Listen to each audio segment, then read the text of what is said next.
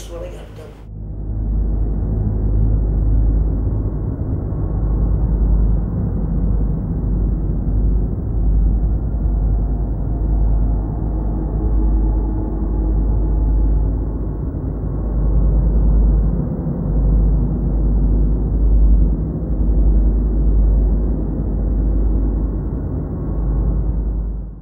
Joined the Marines since July '67. I went to Vietnam.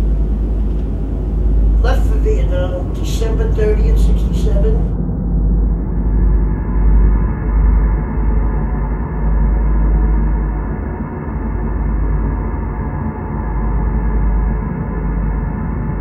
I would have been drafted, and I wanted to get it out of the way, so I joined the Marines.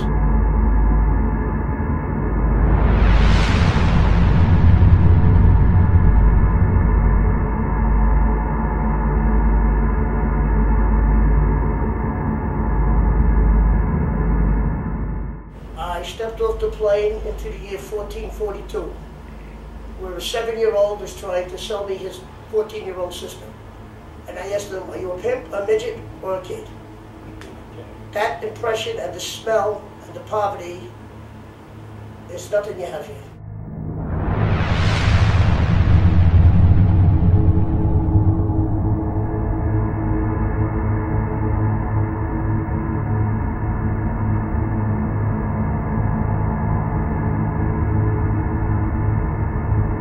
I did see a lot of dead people. And in war, when they kill you, they're not 5 feet apart, they're about 1,000 yards away.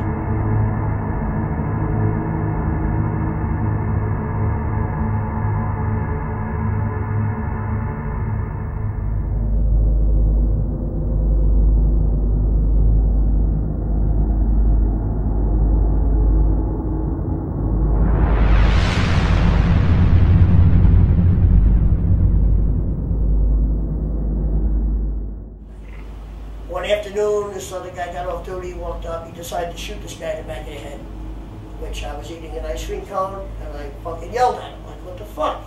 Excuse me. Now, he was unidentifiable. At night, that was being my post, but Sergeant said, come on, Mandela, we're gonna bury this guy. So I grabbed the rope, I said, Sarge, what about a shovel? He said, we don't need a shovel. We went about 100 yards down the river, pulled into the rice paddy, and he came in like, I don't know, like a body surfer at Rockaway. The sergeant said, turn him over. I didn't want to touch him. I flipped him over. He was like this. He pulled the charge of C4, put it on his chest. He said, let's get out of here. Got back in the boat, headed back. I saw the explosion. The thing that sticks in my mind is when I got off the boat and took 2 steps, like half his pelvis was right in front of me, blew back to us. The next day, the Vietnamese were out there, like, you know, I still think it was not a good way to bury someone. When you lose someone over there, they're just gone.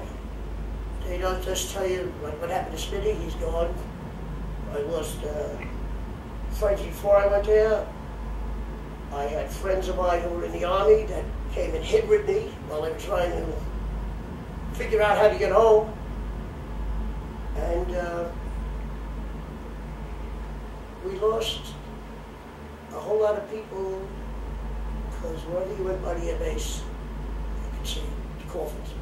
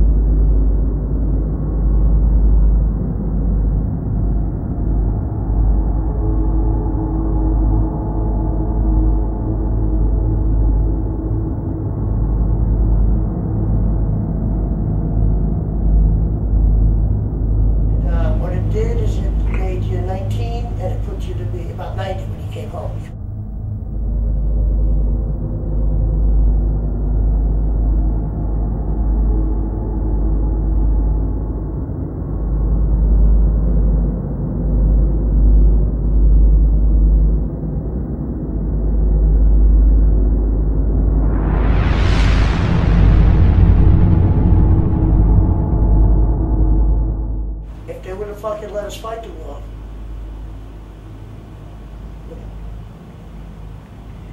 fucking press ruined us in that war. That's what I think. The press was anti-us, and I'd like to say everybody who went to Canada, go fuck yourself. And I'd like to say that every protester who helped the Vietnamese hang in there, thank you very much.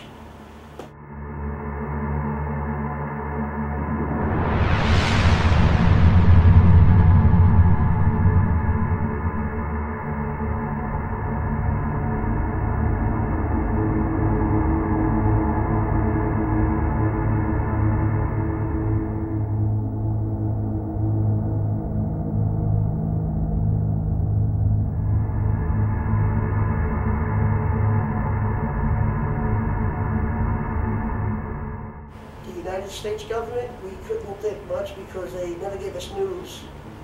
They gave us army propaganda news. But I will say, every time old Lyndon Johnson gave them a bombing halt, we got hit harder. And you can't make a deal with the communists, that was obvious.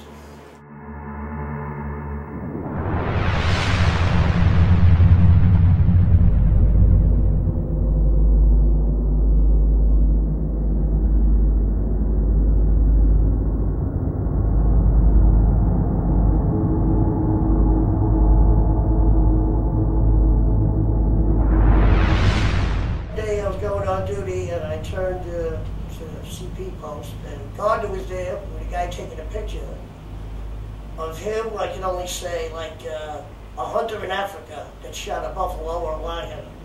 He had his foot on the chest of a little skinny guy. There was two of them there that were purple and white, and the bullet hit him in the head and chest, and he died like this, just frozen. He got 2 headshots, I took. I looked at it and I said, man, that's bad.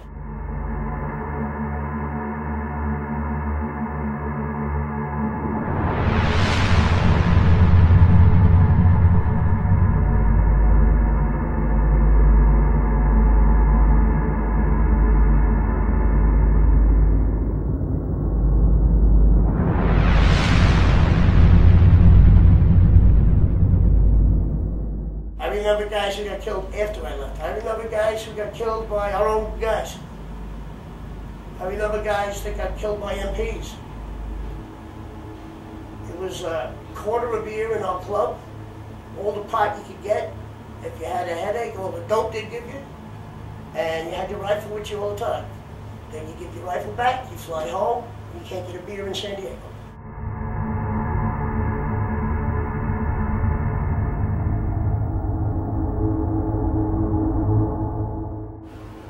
My homecoming was like, you know, detached, you know. Very bad, very rough, because I couldn't understand why people didn't know what the hell was going on and what the hell they could be so happy about. It's just like, you know, it was like ridiculous. Like in one part, people, you know, get slaughtered, and in another part, people get freaking, and there was a lot of, you know, summer of love and all that. And my wife changed, everybody became hippies. It was like stepping into another planet, which I immediately didn't do too well.